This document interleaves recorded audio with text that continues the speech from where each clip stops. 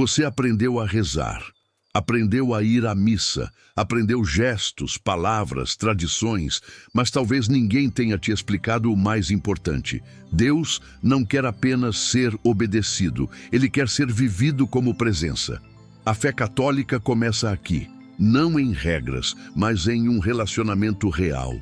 Deus não é uma força distante, nem uma ideia abstrata. Ele é Pai, Filho e Espírito Santo. Um Deus que se revela, que se aproxima, que entra na história humana e deseja entrar na sua história pessoal. E aqui está o ponto que muda tudo. Você não precisa alcançar Deus. Ele já veio até você. A palavra de Deus revela isso com clareza. No Evangelho segundo São João, Cristo diz que não chama mais de servos, mas de amigos. Isso muda completamente a forma de viver a fé. Não se trata de cumprir tarefas para agradar a Deus, mas de caminhar com Ele. Quando você enxerga Deus como alguém distante, sua fé se torna pesada, vira obrigação, vira rotina. Mas quando você entende que Ele está próximo, que Ele te conhece, que Ele se importa, a fé deixa de ser um peso e se torna um encontro. E talvez seja por isso que você sente esse vazio às vezes. Não é falta de prática religiosa, é falta de consciência de presença. A mudança começa quando você para de apenas falar com Deus e começa a viver com Ele. E se isso ainda não está claro para você, o próximo ponto vai revelar por quê. Mesmo querendo se aproximar, algo parece sempre te afastar. Deus não é distante. Se existe uma raiz silenciosa por trás de quase todas as dúvidas na fé, é esta: a sensação de que Deus está longe. Você reza, mas parece que está falando sozinho. Você tenta se aproximar, mas sente um vazio. E aos poucos, sem perceber, começa a tratar Deus como alguém distante, quase inacessível. Mas isso não é o que a Igreja ensina. A fé católica começa com uma verdade simples e poderosa. Deus não é uma ideia, não é uma força impessoal, não é alguém distante observando sua vida de longe. Deus é Pai, e não um Pai indiferente, mas um Pai presente, que conhece sua história, suas quedas, seus medos e até aquilo que você nunca teve coragem de contar a ninguém. Na Sagrada Escritura, no Evangelho segundo São Lucas, capítulo 15, quando Jesus conta a parábola do filho pródigo, ele não está apenas narrando uma história bonita. Ele está revelando como Deus age. Um pai que não espera de braços cruzados, um pai que corre ao encontro, um pai que não humilha, não rejeita, não cobra antes de acolher. Agora pensa com sinceridade. Quantas vezes você se afastou de Deus achando que precisava melhorar primeiro para depois voltar? Quantas vezes sentiu vergonha, culpa, medo de se aproximar? Esse é o ponto que muda tudo. Deus não espera você ficar perfeito para se aproximar. Ele se aproxima exatamente quando você percebe que precisa dele. A doutrina da Igreja ensina que fomos criados para viver em comunhão com Deus, não para cumprir rituais vazios, mas para viver um relacionamento real. E quando você entende isso, algo dentro de você começa a mudar. A oração deixa de ser obrigação, a missa deixa de ser rotina, e Deus deixa de ser distante. Mas existe algo que rompe esse relacionamento, algo que quase ninguém entende da forma correta e que pode estar te afastando mais do que você imagina. O pecado não é sobre culpa, mas sobre perda. Existe uma palavra que muita gente evita, tem medo ou simplesmente não entende: pecado.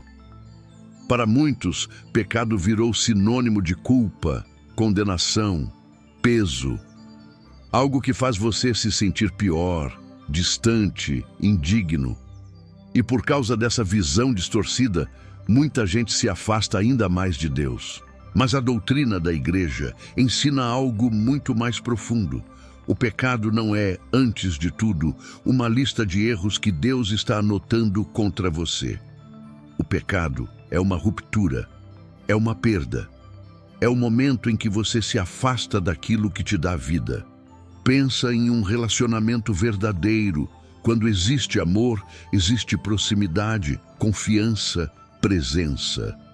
Agora imagina o que acontece quando você começa a se afastar, a ignorar, a ferir.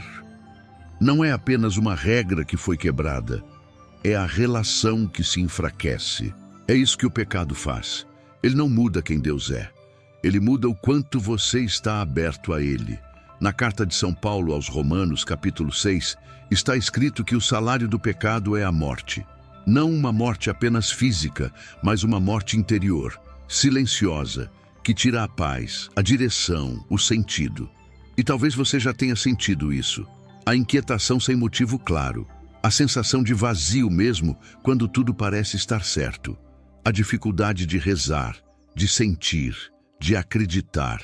Isso não é acaso. Isso é sinal de afastamento. Mas aqui está a verdade que pode te libertar de vez. Deus não te define pelo seu pecado. Ele te chama de volta. A igreja ensina que a misericórdia de Deus é maior do que qualquer erro e que sempre existe um caminho de retorno. Não importa quantas vezes você tenha caído, o problema nunca foi cair. O problema é acreditar que não pode voltar. E é exatamente aqui que entra algo que muitos ignoram, mas que pode restaurar completamente essa relação que foi ferida. Os sacramentos são encontros reais com Deus. Agora vem uma verdade que pode mudar completamente a forma como você enxerga a sua fé. Aquilo que muitos tratam como tradição, costume ou obrigação, na realidade são encontros reais com Deus. Os sacramentos não são símbolos vazios. Eles são a forma concreta que Deus escolheu para te alcançar. Pensa nisso com atenção. Se Deus é invisível, como Ele toca a sua vida de forma real? A resposta da igreja é clara, por meio dos sacramentos. Na Eucaristia, não é apenas um momento simbólico. No Evangelho segundo São João, capítulo 6, Jesus afirma que quem come da sua carne e bebe do seu sangue permanece nele, e ele permanece na pessoa.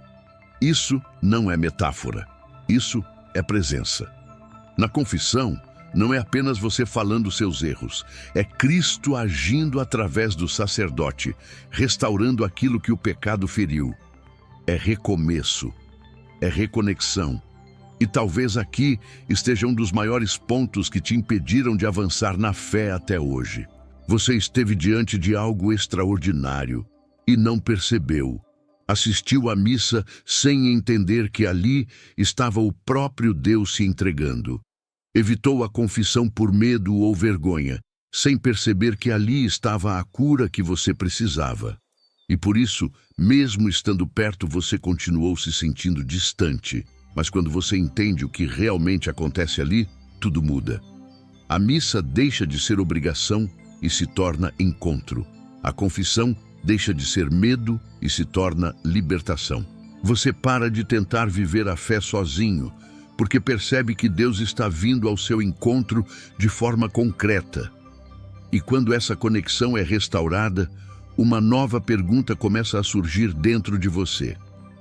Se Deus está tão presente, então por que ainda existe esse vazio? A resposta está em algo ainda maior do que você imagina. Sua vida tem um propósito eterno. Existe uma pergunta que em algum momento todo ser humano faz, mesmo que em silêncio. Qual é o sentido da minha vida? Você trabalha, se esforça, enfrenta dificuldades, busca ser melhor. Mas no fundo, algo ainda parece incompleto, como se nada aqui fosse suficiente. E isso não é fraqueza, é um sinal. A doutrina da igreja ensina que você não foi criado apenas para viver aqui. Você foi criado para a eternidade. Isso muda tudo. Porque quando você tenta encontrar sentido apenas nas coisas passageiras, o vazio aparece. Não importa o quanto você conquiste, sempre vai faltar algo. No Evangelho segundo São Mateus, capítulo 6, Jesus ensina que onde está o teu tesouro, aí estará também o teu coração. Ele não está falando apenas de bens materiais, está falando de direção, de foco, de propósito. Se tudo o que você busca está limitado a esta vida, o seu coração nunca vai descansar. Mas quando você entende que existe algo além, que sua vida tem um destino eterno, tudo começa a ganhar sentido. As dificuldades deixam de ser apenas sofrimento. As escolhas passam a ter peso verdadeiro. A sua vida deixa de ser aleatória. Você começa a perceber que cada decisão aproxima ou afasta você daquilo para o qual foi criado. E aqui está a verdade que poucos encaram de frente. O céu não é apenas um prêmio no fim da vida. É o objetivo da sua existência. E quando você entende isso, o vazio começa a perder força, porque você finalmente percebe que estava procurando no lugar errado. Mas existe algo ainda mais profundo. Algo que conecta tudo o que você ouviu até agora e que pode mudar completamente a forma como você vive sua fé. Agora junta tudo o que você ouviu até aqui. Deus não está distante. O pecado não é só erro, é afastamento. Os sacramentos são encontros reais e a sua vida tem um destino eterno. Se tudo isso é verdade, então por que tanta gente continua vivendo uma fé vazia? Aqui está o ponto que quase ninguém percebe. A fé não começa quando você acerta tudo. A fé começa quando você decide parar de fingir que está tudo bem. Muita gente tenta viver como um católico ideal. Tenta cumprir, acertar, manter uma imagem, mas por dentro continua distante, cansado, desconectado. E isso cria uma fé pesada, uma fé que exige, mas não transforma, uma fé que cobra, mas não cura. Mas a verdade é outra. Você não foi chamado para viver uma fé perfeita. Você foi chamado para viver uma fé verdadeira. Uma fé onde você reconhece suas fraquezas sem fugir. Uma fé onde você volta, mesmo depois de cair. Uma fé onde você se permite ser alcançado por Deus, do jeito que você está agora. E quando isso acontece, algo muda profundamente. Você para de tentar provar alguma coisa. Você para de se esconder. Você começa, de fato, a viver. E é exatamente aqui que a fé deixa de ser teoria e começa a se tornar prática. Porque entender é importante, mas viver é o que transforma. Agora tudo precisa sair da ideia e entrar na sua vida. Porque de nada adianta entender se nada muda na prática. E aqui está o ponto. Você não precisa fazer tudo de uma vez. Você precisa começar do jeito certo.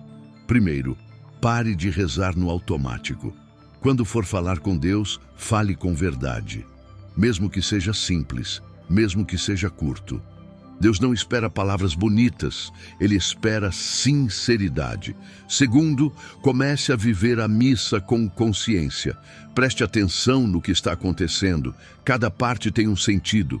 Você não está assistindo algo, você está participando de um encontro real com Deus. Terceiro, não fuja da confissão. O medo que você sente não vem de Deus. Deus já decidiu te perdoar. A confissão não é exposição, é libertação. Quarto, tenha contato com a palavra, nem que seja um trecho pequeno do Evangelho por dia. Não leia por obrigação. Leia como quem quer entender, como quem quer ouvir. E aqui está o mais importante. Não espere sentir para começar. Comece, e o sentir vem depois.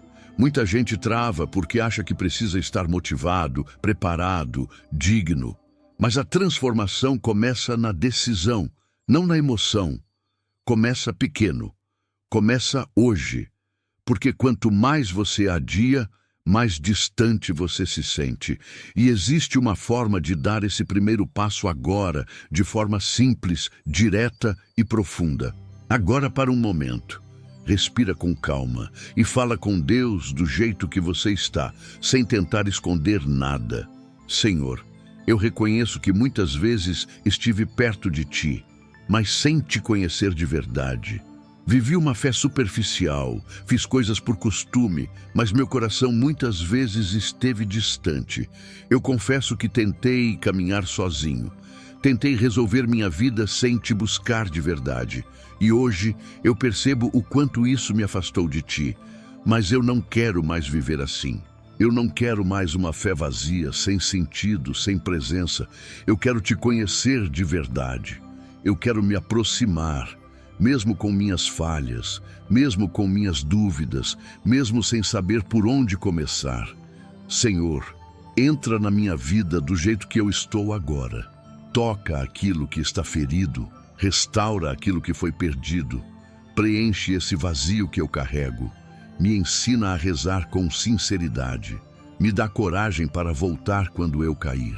E abre os meus olhos para entender a beleza da fé que eu nunca percebi. Eu me entrego a ti, sem reservas, sem máscaras, e escolho, a partir de hoje, dar um passo real na direção de viver uma fé verdadeira. Amém.